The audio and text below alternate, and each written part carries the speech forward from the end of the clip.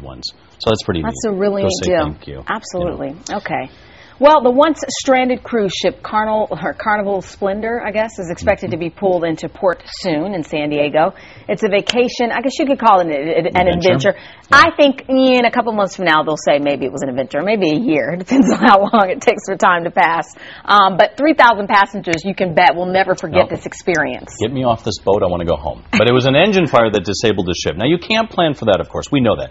But what should you think about before heading out on a cruise? Well, our travel expert, Jennifer Donchez from VIP Vacations, is here. Good morning. Good morning. We've never been on the cruise, so you have. Can you even give us an idea of what these passengers are going through right now with everything they've lost and what they're eating and all that? Right. We've been told no electricity, no hot water, Pop-Tarts, Spam, and they got shipments of bottled water in. They smell.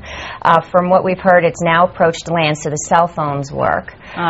Interestingly enough, a lot of people joke and say, where are the cell phone towers at sea? Because a lot of times you still can call, and it's called maritime wireless. And if you check with your cell phone provider, there are antennas on the ships that are not paid by the ship. So you're not using the ship's phone service. You're using your own wireless provider. It's something like $14 a minute.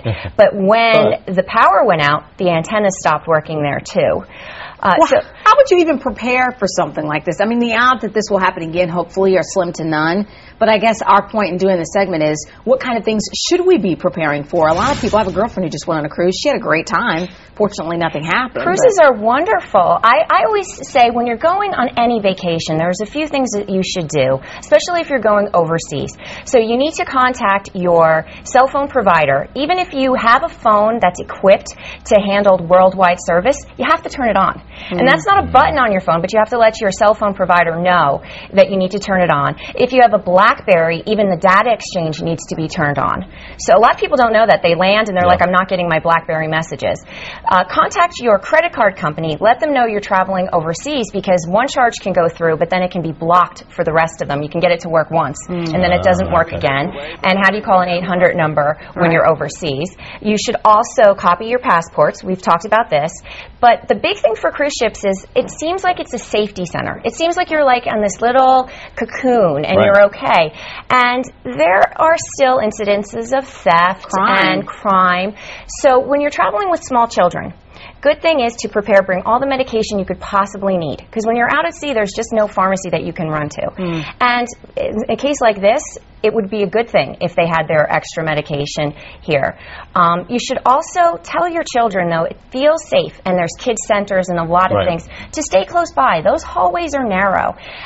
Walkie-talkies are great. They work, so you can keep in communication with your kids that way. You should also... I mean, and I don't want to obviously bag on cruises by any means, because like I said, they're great. But they're not doing background checks before you get on a cruise, are they? How do you know who your neighbor is next door, or when the kids are walking down the small little corridors? And there's alcohol there too, so you know, people get silly, and we really don't have the full statistics of what has happened on cruise ships, because it's a flag from one country, it happens in international waters, it's reported on an island or in foreign, you know, property, and how do we really hear? So just use good judgment, and above all, let everybody know where you're going, because sometimes people go away and they don't tell anybody. On the ship? Well, they just, you know, a mom goes on a cruise and she doesn't tell anybody where she's going. Let your friends and family know where you're going. I'm just curious. With the airlines, we made a big stink because we had problems with several aircraft sitting on tarmacs. Passenger bill of rights came out of that. Is there anything that covers cruise ships where, as a passenger, you have your bill of rights, so to speak? I mean, I know this is an isolated incident and this doesn't happen a lot, but is there...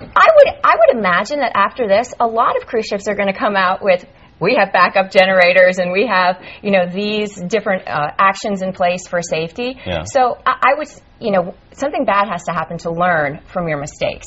So hopefully the cruise industry will get with it and say, okay, this is what we will do if something like this happens. So the cruise, they get, for the people now right now on the ship, they get a refund and then they get another free cruise. Do they have to worry about, and I'm tossing this to you and we don't really have any time, but lawsuits and stuff like that? I mean, let's face it, people may not have medication, their kids may be...